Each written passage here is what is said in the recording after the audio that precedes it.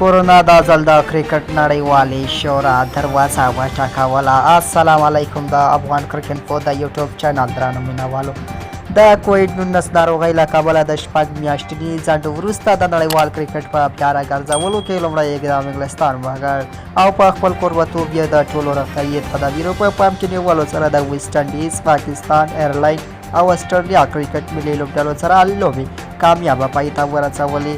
له انګلستان څخه هند او هم الهام واخیست او په وار واري ځنډول شوي IPL لیګ بالاخره متحده عربي امارات کې د ټولو روغتیايي تدابیرو په پام کې نیولو سره پیل کړ.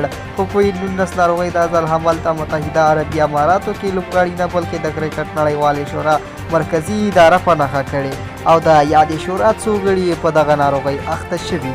د کرکټ نړیوالې شورا منلي چې د یادې شورا د څو غړو د کرونا نتیجه مثبته راغلې، خو ډاډ یې ورکړی چې دوی بشپړه ماده دي تر څو د دې حالت ته ځان راوباسي.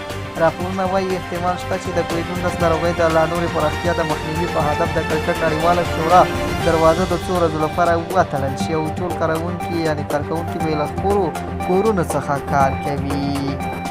تر بیا چې موږ له یوه نوي ویډیو سره تاسې ته راڅرګندېږو نو زموږ د یوټیوب چینل دا سره سبسکرایب کړئ او تر څنګ یې د نورو ملګرو سره ویډیوګانې شریکې کړئ.